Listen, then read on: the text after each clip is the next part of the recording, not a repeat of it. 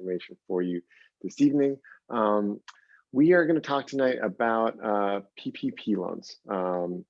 As you may know, this is a program that was initiated in the beginning of the pandemic by Congress to support small businesses who are experiencing disruptions due to the coronavirus pandemic. And in the more recent legislative action by the Congress this winter, they created a second round of PPP loans. So we wanted to provide an opportunity this evening for business owners and community members to learn more about this second round of PPP, how it differs from the first round, how to apply, how eligibility works, and all that good stuff. A quick programming note, we intended to have live interpretation in Spanish for this event this evening, but unfortunately the Zoom capability, I think they're still working out the kinks. It's a new feature on Zoom. Hold on just a moment. We may have that precise problem solved here in just a second. As we figure all that out, I'll say a couple of additional programming notes and then we'll turn it over to Nancy. First of all, thanks to Emily Melby, my chief of staff. She is monitoring the comments on our Facebook live stream. She's also available, if you're watching this after the fact, you can always email our office, emily@repguzzardi.com, emily@repguzzardi.com.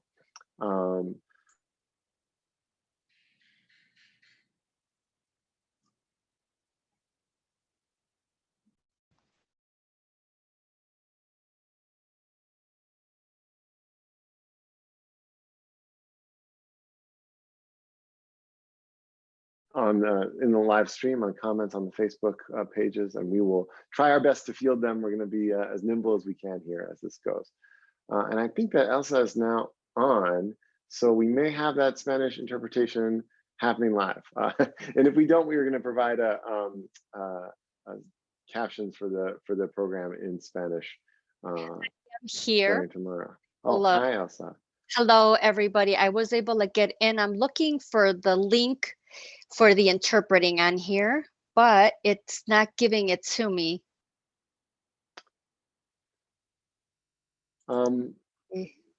Yeah, I'm not sure how that's going to work. I think if you can, Emily's going to communicate with you about that. I think we'll maybe just have Nancy start her presentation, and whenever this gets going, you can just jump in with the Spanish. And for those who are listening in Spanish, hold tight, and hopefully we'll get this going soon. So let's kick it over to Nancy. Nancy McClelland, the dancing accountant. She is one of our favorite folks to have working with us on these issues. She is the accountant to many of the wonderful small businesses in the 39th district. She's a dear friend. She's worked closely with us over the years, and she was on our Facebook a few months ago when this was first starting, walking folks through the first round of PPP. And so we decided to bring her back for PPP round 2 to do another wonderful explainer. So I'm going to kick it over to Nancy. Nancy, thank you so much for joining us this evening, and take it away. Thank you so much, Will. I really appreciate it. It's a real honor to be here and to be able to share all of this information with small businesses out there who don't necessarily have the resources to be able to work with a professional accountant, and you know, are still interested in financial relief and might do well to get a primer on how you could potentially do this yourself. So we've got a lot of material to cover today. The slides will be available after the session, and once the session is over and they've made those slides available, you'll see there are a lot of links in the slides, and there's a lot of information on the slides that I'm not going to actually cover in my session since we only have an hour. So those are designed for you to really be able to use those during the process of applying for the PPP to yourself. And there are also a lot of videos and other sessions that you can take with other people that are highlighted in the slides. So I hope you get a lot of use out of those afterward. So with that, I'm going to go ahead and share my screen.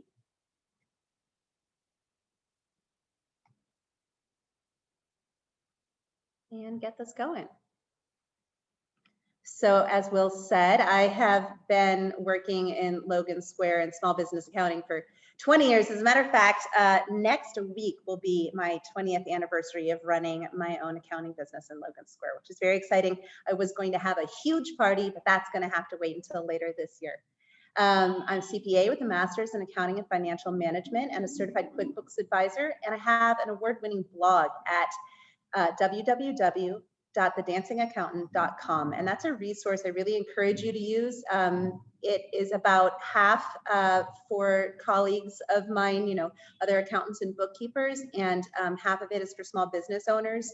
And there are always updates on what's going on with financial relief programs, credits, loans, PPP, all of that kind of stuff. And yes, a professional dancer, a client gave me the name The Dancing Accountant many years ago at Unity Park at a go-go dancing event. I just wanted to give the legal disclaimer that this is intended for educational purposes. I am not, although I am a CPA, I am not your CPA, and I can't know your specific situation. So none of this should be construed as legal advice. So let me talk about what we're going to talk about. We're going to do a summary of the Paycheck Protection Program. We're going to do a current program overview. We'll talk about eligibility, how to apply, where to apply, and we'll do some basics on forgiveness, but really forgiveness could be its own 1-hour session quite easily. So most of that is just going to be referenced for you in the slides. And then we'll talk about some resources, and if we have any time, we'll answer some more questions. So let's talk about the basics of the PPP. The Paycheck Protection Program is a forgivable loan, which essentially means it's a tax-free grant. No personal guarantees or collateral are required for it.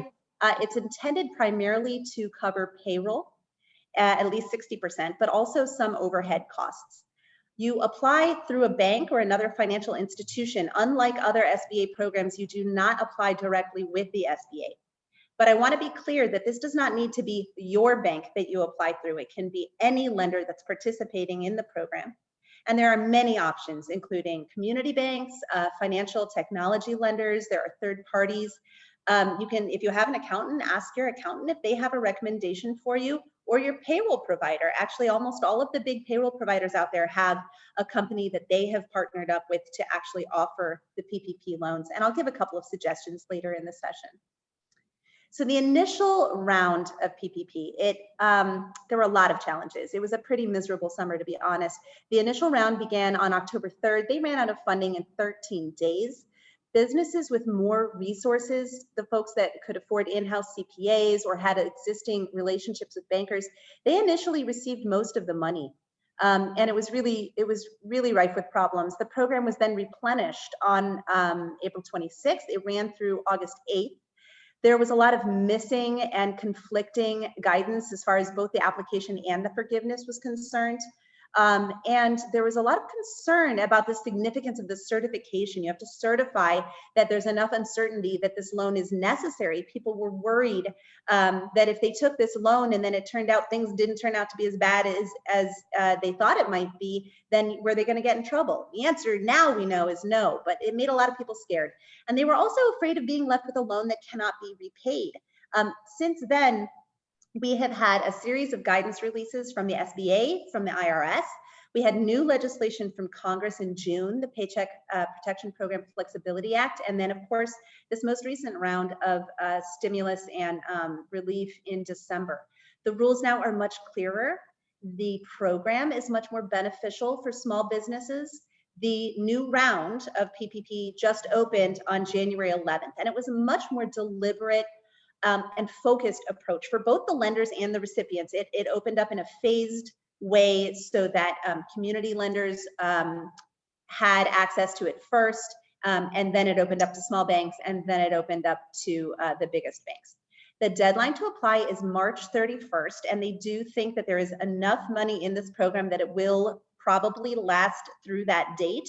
But if they run out of money beforehand, the program will end. So I do encourage you to get your application in sooner rather than later if you can.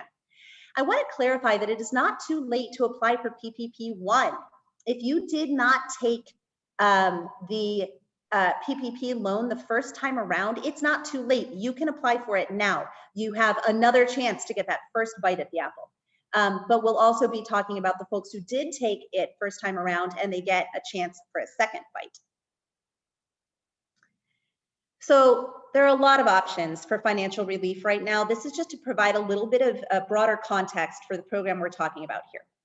If you are a small business and you are hurting and you have not yet applied for PPP1, this should be first on your list of things to consider. If you did apply, well then determine whether you are eligible for the second round, and if so, apply for that. But you could also look into the employee retention credit. It used to be prohibited to take both employee retention credit, ERC, and PPP at the same time, but this new legislation in December changed all of that. You can take them both at the same time, but you can't use the same payroll dollars, which means you can't double dip on which dollars you're claiming for each program. The rules are very complicated. They're different for 2020 retroactively than they are for 2021. You get a chance to go back and claim some, claim some stuff from 2021 retroactively with amended payroll tax returns, but it is very complex, and the interaction between ERC is complex. So if you do go this route, this is not something that I recommend you doing on your own. That's probably the point at which you want to find a trusted advisor.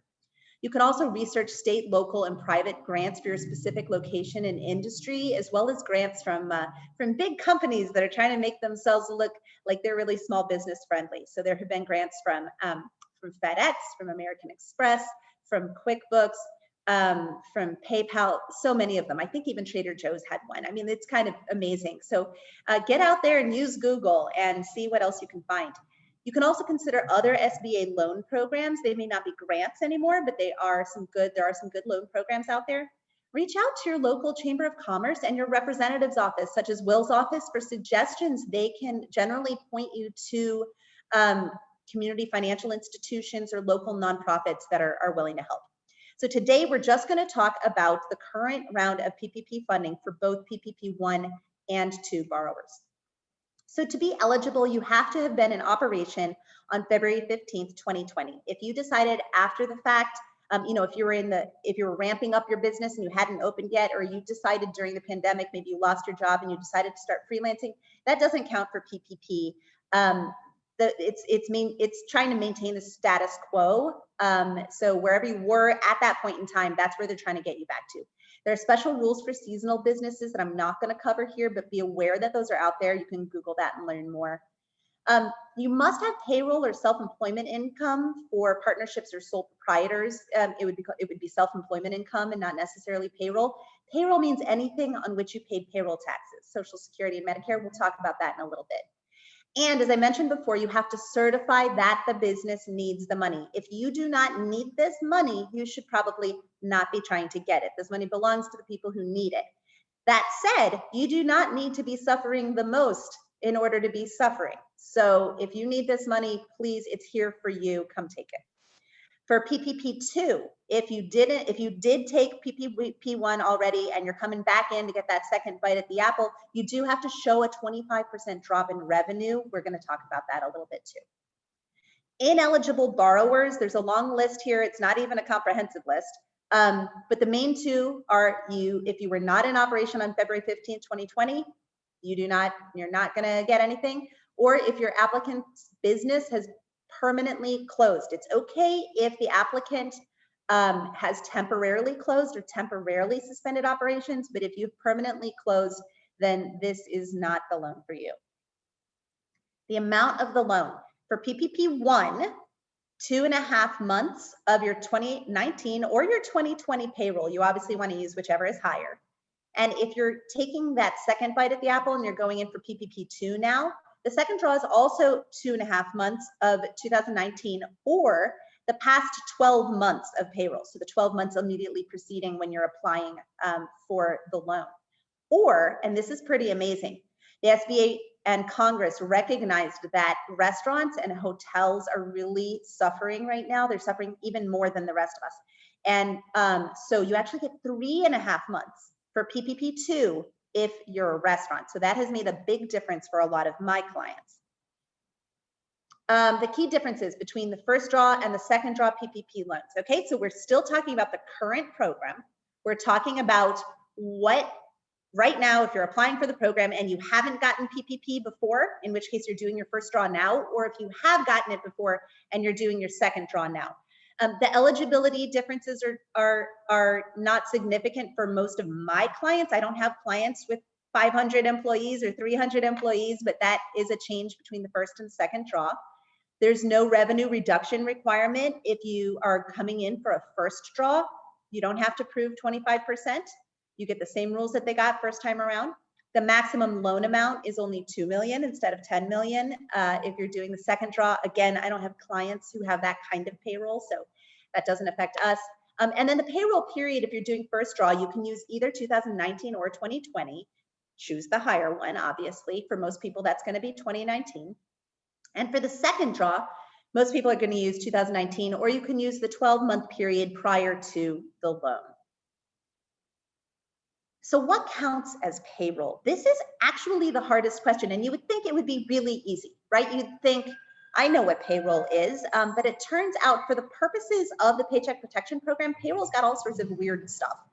Payroll for the purposes of PPP can be thought of as anything on which you pay payroll taxes. Now, payroll taxes are also known as Social Security and Medicare. They're also known as self-employment taxes. These are all the same thing. So if you have any income on which you're paying payroll taxes, like self-employment income, or if you have any wages to employees that on which you're paying payroll taxes, of course, that would count as payroll. So this means it might be different depending on the entity. Obviously, the W-2s count. Anybody who has staff is going to be paying them via W-2. Paying independent contractors doesn't count, but paying staff via W-2 does, whether you're paying it to yourself or your staff, because if you are an owner in a corporation, you are an employee of your own corporation. Same thing for not-for-profits and cooperatives, which are other types of corporations. And on top of that, you also get to claim any portions of health insurance, life insurance, disability insurance, workers' comp, which was not clarified first time around, and has only recently been clarified, paid by the employer. Okay, so not the stuff that's paid for by the employee, but the portion that is employer cost, the company cost. Retirement contributions paid by the employer, that's considered a payroll cost. And state and local taxes on compensation, which is unemployment taxes. And then as I was saying earlier, if you are a Schedule C, Schedule F, or partnership filer, then you're going to have owner compensation replacement, because you pay self-employment tax on your independent contractor or freelancer income. You pay that on your partnership income. So that's going to count as payroll as well. So this is a pretty comprehensive list, more or less, of what is considered payroll. So what is not considered payroll, what doesn't count? Federal payroll taxes. And when I look at people who have applied for PPP on their own and they didn't have somebody helping them, this is the #1 mistake that I see. They've tried to count federal payroll taxes. Payroll taxes do not count, only the state and local payroll taxes, which are just unemployment, right? Also, you cannot count as payroll anything that is over $100,000 a year with payroll. So if I were somebody who got $120,000 a year, and I'm trying to average my payroll for 2019, I would only be able to count the first 100,000 of that, okay? That's not just for owners, that is for anybody in the company. And then for all of the businesses in which you have ownership, there's a limit as well. So if I own 20% of this company and 30% of that company and 50% of that company, there's a limitation there as well of 2.5 months of my prior year's payroll. Wages that are used for employee retention credit, as I mentioned earlier, do not count as payroll because you can't double dip. And distributions, there's a lot of confusion about this. If you are an S Corp owner, for example, and you are an employee, therefore, of your company by law, and you get a W-2, and you haven't been paying yourself reasonable compensation, in other words, your payroll income is really, really low, and you're mostly taking distributions, you are out of luck on this one, because this is really only payroll. Distributions don't count because you don't pay payroll taxes on them. There is a woman named Hannah Smolinski who I don't have any connection with. She's just a colleague out there who's doing really great work on YouTube trying to explain a lot of this stuff. And she's got a really good video at this link here that you can go onto, and she's going to talk through all of what I just said, but in a lot more detail. So how to apply. Requirements for first-time borrowers at this point. I mentioned a few times, I keep drilling it in, you have to have had a business established before February 15th, 2020, fewer than 500 employees. If you don't have employees, you must have had positive net income. You have to have profit in order to think about having payroll, because Profit is what you're paying self-employment tax on. You can use 2019 or 2020, whichever's higher. And remember, at least 60% of this PPP is going to need to be spent on payroll costs. For second-time borrowers, all of those things qualify as well, but you're also going to have to certify that you have used or will use all of your first PPP loan by the time you get the money for the second PPP. You can have no more than 300 employees, and you have to show a 25% reduction in your revenues year over year, or it can be one of the quarters this year over the same quarter last year. So I'm going to stop for just a second. Are there any burning questions out there that need to be answered before I start talking about how to apply? Nothing over the transom so far. So why don't you keep All right, on going? I'll keep going then. Okay, so to apply, you're going to need these documents, and all applicants are going to need these documents. The front and the back of your driver's license, you're going to need to scan those, or you can use your passport or a legal ID. You're going to need a voided or canceled check or a letter from the bank showing the company name, the bank routing, and account numbers. You're going to need a bank statement showing the company name that includes the date for February 15th, 2020, and that's as proof of business existence. Some banks are allowing alternative proofs such as articles of organization or articles of incorporation, but the bank statement is what most folks are requesting. If you're a sole proprietor and it's just got your name on the bank statement, that's okay. If you apply for PPP first time around, the SBA loan number. Now this is required. You are not going to get this loan through if you do not have the number from the first time around. It will get stuck at the SBA. And it's very frustrating because this has actually been hard to obtain from some banks. And I'm going to use Chase as an example because this happened to a lot of people where Chase never issued any loan documentation first time around that had this number on it. And so now people are coming around and they're doing the PPP2 draws, and Chase, of course, wants them to apply through Chase again. And so you say, well, where's my SBA number? And they say, oh, it's okay. When you fill out the application through Chase, it'll automatically populate. You don't have to worry about it. Trying to prevent people from going elsewhere to apply for these loans. And a lot of people got frustrated with big banks like Chase and Bank of America because, you know, there wasn't necessarily a lot of hand-holding going on here, and, you know, not a lot of support. And so not everybody wants to apply with them a second time. You can call Chase and they have to give you that number. They will give you that number. And the SBA has been cracking down on that, saying that's not very fair, you big banks. All right, this looks really difficult to read because it is, but I'm not trying to get you to read it. I just want to illustrate how you can show that you had a 25% decline in gross revenues. So this is a QuickBooks profit and loss report. I did not export this into Excel. I did not do anything fancy with it. There's really nothing about this that I did. This is from within QuickBooks. I ran a profit and loss report. And then on the upper left-hand corner of the report, I said to report by quarters. I did a report for 2019, 2020. And then I said report by quarters. And then under comparative periods, I chose previous year. And then I clicked the percent. And then when I clicked the run report, this is what it gave me. It showed me my income for the first quarter of 2020 compared to the same quarter in 2019. And it shows me my percentage change, right? So it's very, very easy to illustrate to the bank, look, I had a 25% drop. In this case, this person, they actually were doing well in the first quarter, but then in the second quarter, of course, they saw a drop of 96%. They had another drop of 46% the next quarter and a drop of 57% the next quarter. They would have been fine just using an annual one, but I wanted to be able to show you that you can run this by quarter. And all you do is sign this and you'll upload it with your application, and this is proof. Any reasonable indication, however, will work. So you could have a spreadsheet. If you have your 1099s from last year, you're an independent contractor, and you have those from last year, you have them from 2020, you could just make up a spreadsheet and list each one of those and show the totals and sign that. You could go to your bank statement. You could add that all up on a piece of paper. You could write it out and sign that. You just need some sort of indication and support to show that you had a 25% drop. And again, this could be a drop for all of 2020 compared to 2019, or it can be a drop just for any one quarter in 2020 over the same quarter in 2019.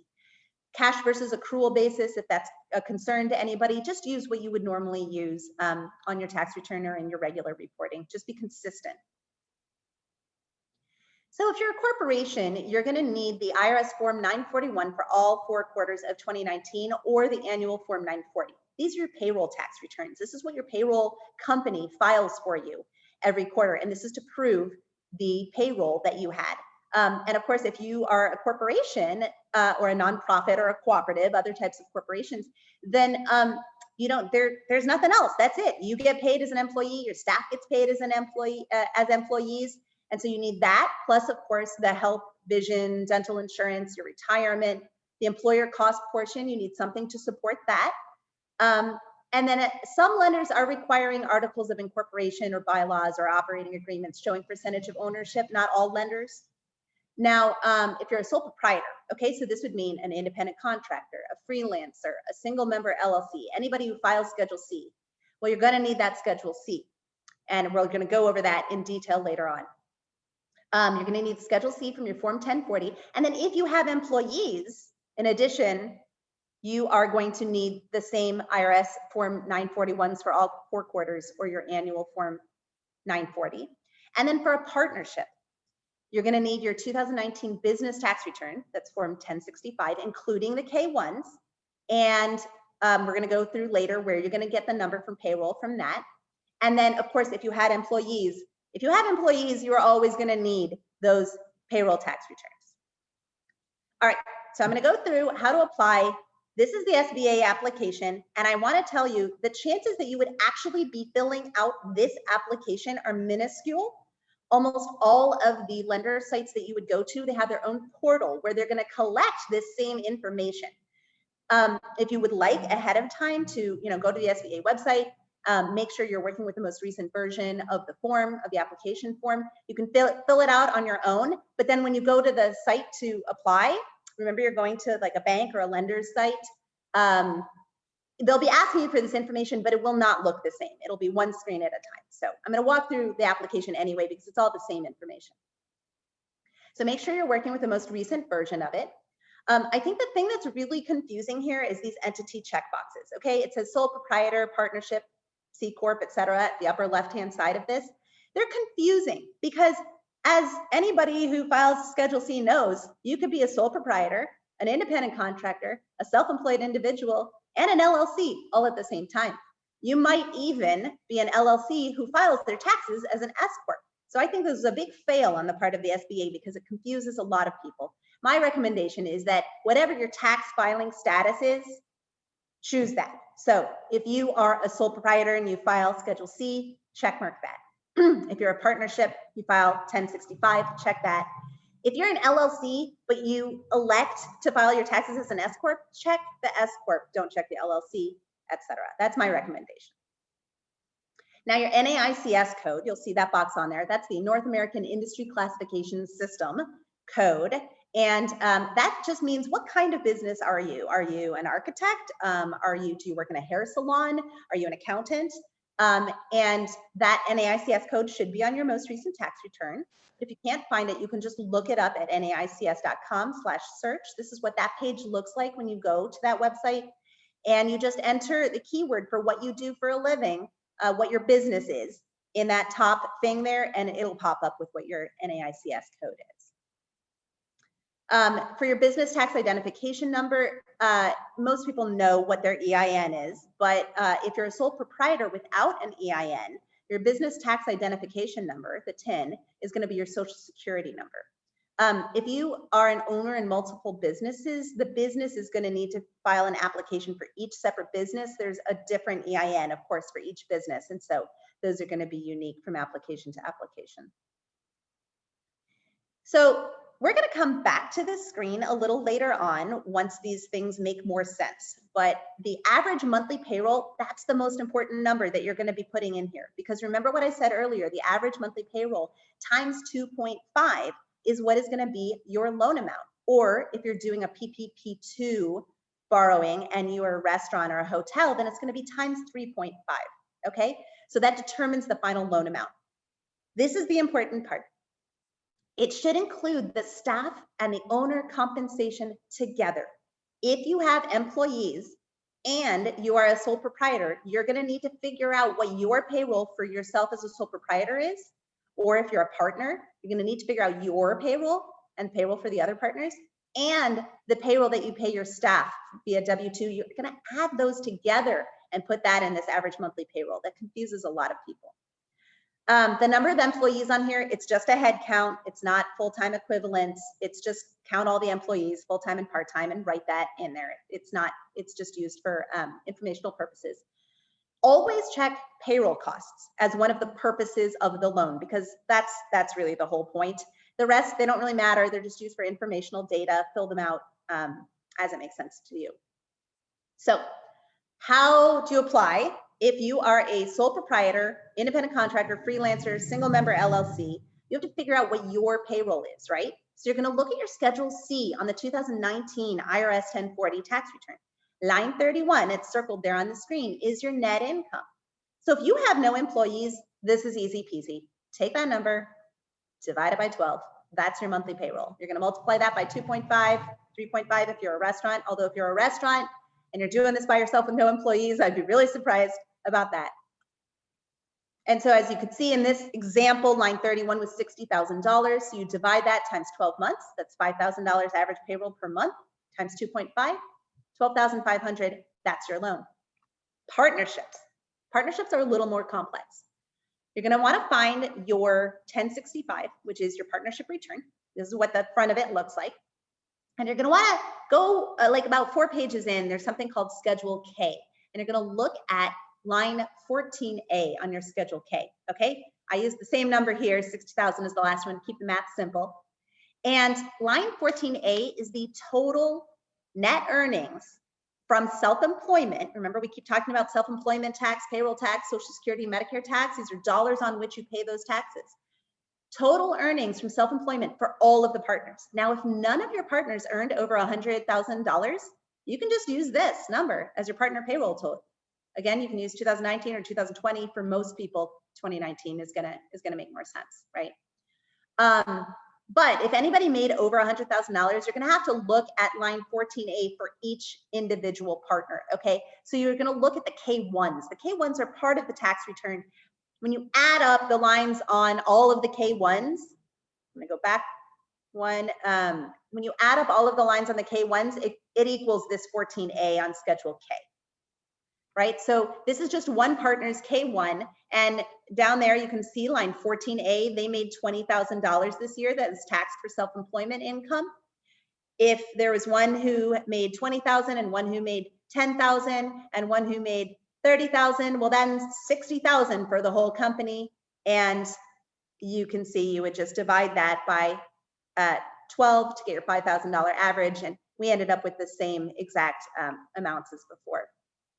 But I'm going to go back one to point out the reason you would need to do this for each partner, each individual partner, is only if one of them made over $100,000. If one of them made over $100,000, then you can't add up the entire, you can't take the whole amount from line 14A. You can only take $100,000 as a max for any one partner. Okay. And then for your employees, and this includes owners of corporations, because remember, you're an employee of your own company.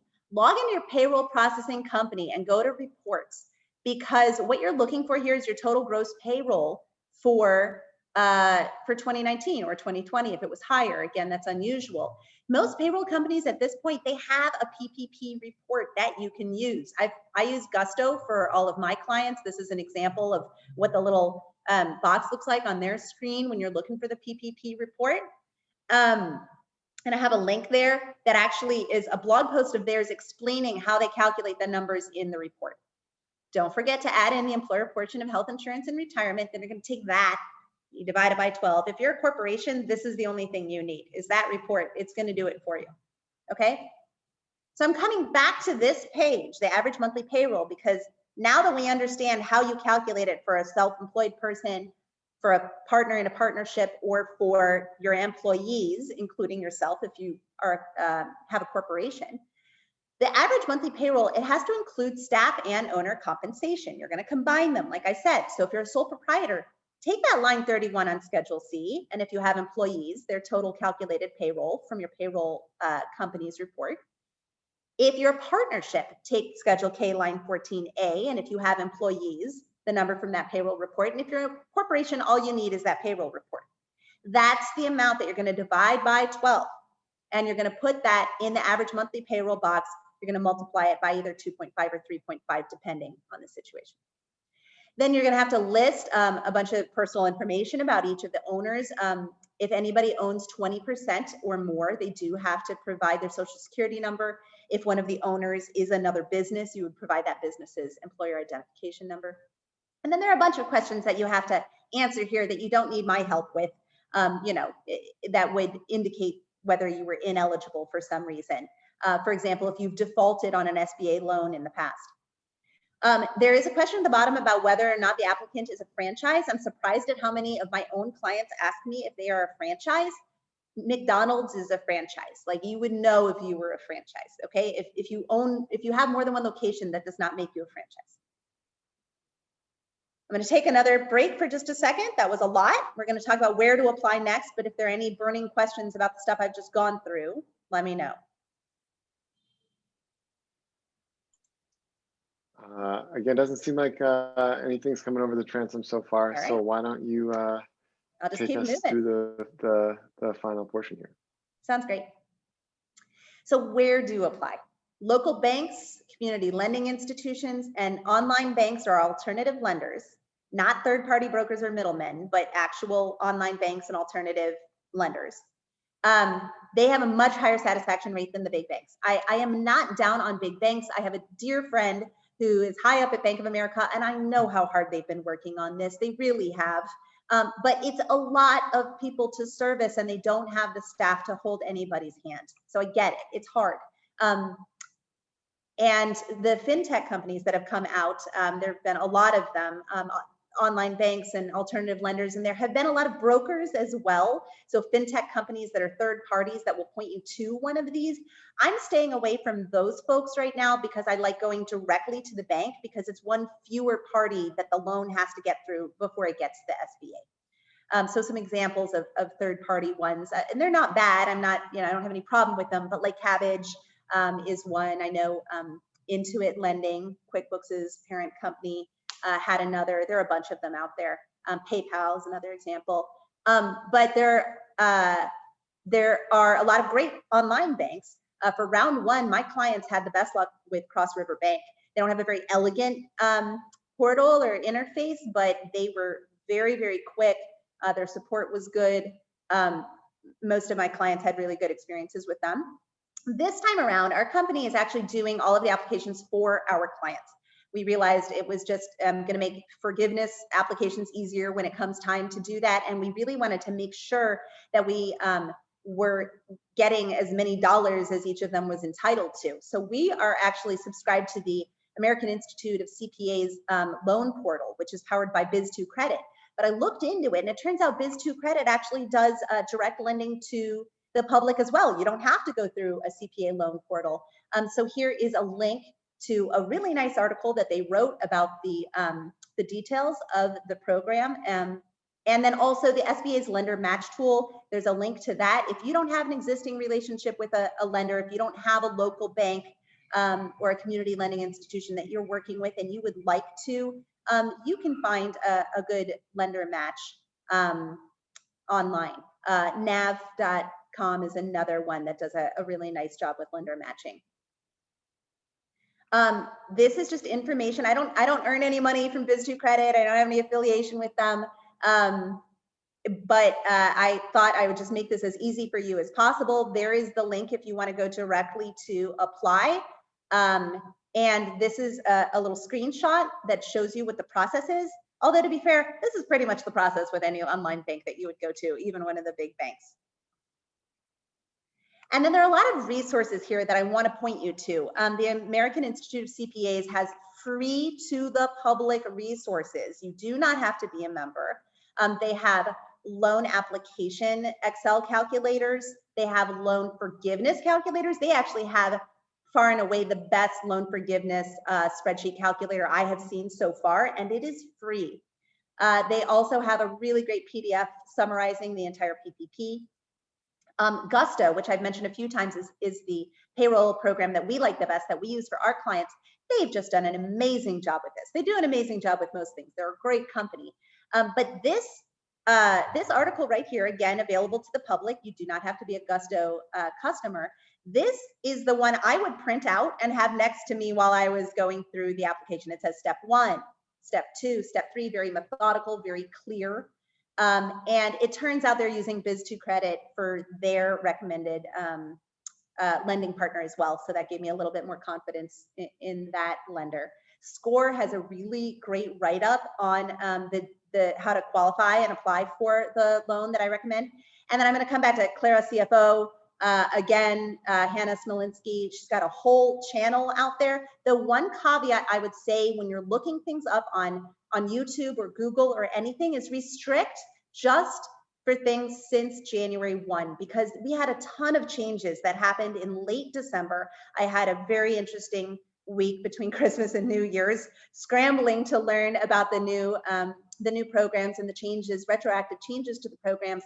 And so anything that's going to be before January 30 or January 1st by anybody is really going to be out of date at this point. The rules are different now. So if you're doing stuff through Clara CFO or anybody else online, do make sure you're looking at stuff that is with the new legislation. If you get denied, now what do? Ask your lender why it was denied. Understand the status of your application. At this point, 25% of applications from all lenders, not just the big banks, small banks, everybody, they're being held up because of these SBA validation requests, which are these error codes, but the SBA hasn't told the lenders what these error codes mean. So it's very difficult for them to figure it out. And so we're just kind of adopting a wait and see approach where we know that the money is likely to last to the end of this. And so for our clients who've gotten stuck sort of at the SBA and we're not sure what's wrong, we're giving it a few days or a week or so to clear out until the SBA offers a little bit more guidance on what those error codes are. So if it hasn't been rejected, maybe it's just taking a little bit of time. It can easily take 2 or 3 weeks for this to get funded. It is not as quick as it was first time around. The SBA is being a lot more careful because there were so many fraudulent applications first time around. If you have an existing PPP1 application that you have already submitted for forgiveness and it has not been forgiven yet, we're seeing that this is holding up the process at the SBA. It's just like they're confused. Oh, I have a forgiveness application. I have a new application. I don't know what to do. Give it a week. It'll probably work itself out. It doesn't mean it's being rejected. It's just taking longer. If your application was denied because of an error, you can submit a new corrected application, or you can try another lender. Make sure to withdraw your application from the original lender. But there's no reason. I had some clients who had to go through 4 lenders first time around because something went wrong. Especially with partnerships. Lots of these banks, lots of these lenders do not understand that partnerships need to add together the self-employment income for the partners plus the amounts that they have paid their staff. And so they get confused and gets rejected. So just try another lender. If you're sure you're qualified, don't give up. Consider requesting help from a community resource, a not-for-profit, a small local bank, or an accounting professional. You know, it could be worth your while. All right, so I'm going to talk very briefly about forgiveness. This is not a webinar about forgiveness. I could spend an hour on this. I'm not going to, but I'm going to sort of blow through it. I want to give you some context around forgiveness, and then you have these slides for referring to later. So the amount of loan forgiveness can be up to the full principal amount of PPP loan and the accrued interest. We are seeing 100% forgiveness with most of our clients, not all of them, but almost all of them. And for those that had a few reductions, it was not a huge dollar amount. At least 60% of the PPP loan proceeds have to be used for payroll costs, but there are lots of really crazy, difficult, frustrating rules. If you have a loan that's 50,000 or under and you don't have any employees, don't worry about this stuff. This doesn't apply to you. You really don't have to worry about it. But if your loan is over 50K and you have employees, you have to know that there are specific requirements. You can't just spend it all on payroll. There are requirements for not reducing anybody's hours too much, not reducing anybody's wage or salary too much. If you don't pass those tests, it's okay because there are 3 different safe harbors that you might qualify for that'll get you out of that. It's a topic for another webinar. But just know that there's a lot of complication there. So you need to take a webinar on forgiveness if your loan is over 50K and you have employees. Most folks will qualify for a safe harbor if they were forced to be totally or partially shut down for a period of time during 2020. That's a safe harbor that's working for most people. The loan forgiveness covered period is going to begin on the date that you receive the funds from the lender, and it ends, this is different than the first time around, it ends anywhere between 8 and 24 weeks after the date of disbursement. Last time it was either or. It was either an 8-week period or a 24-week period. This time you get to decide. There's a lot more flexibility. And I want to remind you again, if you were taking or are going to take the employee retention credit as well, you cannot use those wages for forgiveness for PPP. We're currently recommending to our clients that they wait to file for forgiveness because of this ERC and PPP interaction. It's so new. We're going to be going back and claiming some missed dollars for them by filing amended payroll tax returns for 2020. And I want to make sure that I know what the amounts of those are before we do any PPP forgiveness applications for PPP1 for the first time around. So, you know, you might want to hold off on forgiveness until you know whether or not you're going to take the ERC because it's super complicated.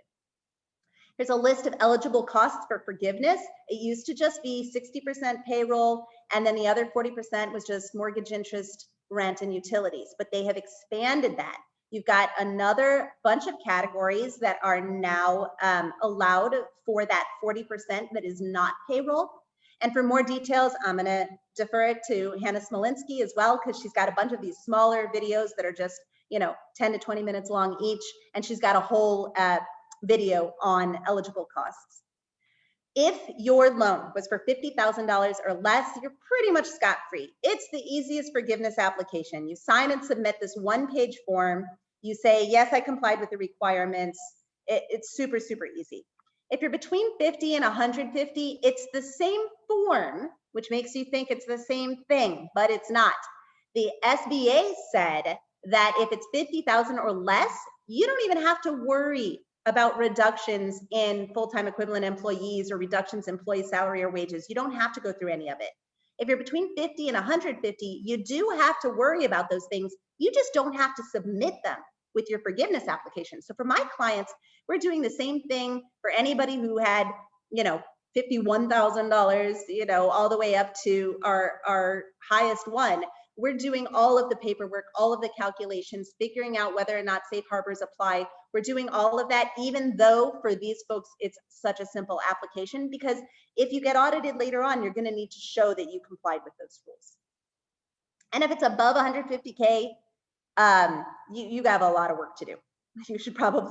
You might wanna consider working with a professional on that.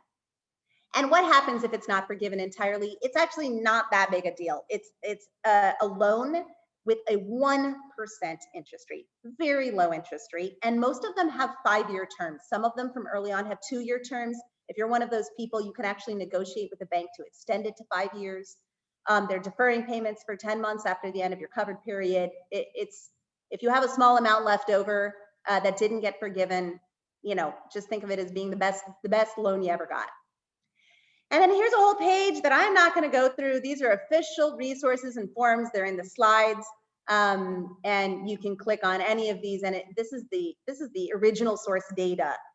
Thousands and thousands of pages. We've all been very, very busy over the past year reading stuff from the SBA, Treasury, and the IRS.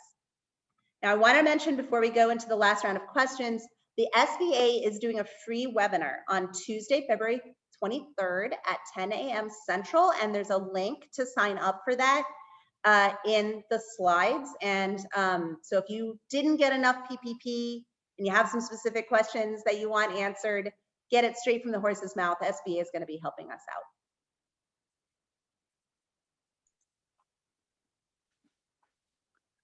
Fantastic. Nancy, is that all you got? Oh yeah, that's all. Well, this is super helpful and super thorough. We really appreciate you joining us this evening.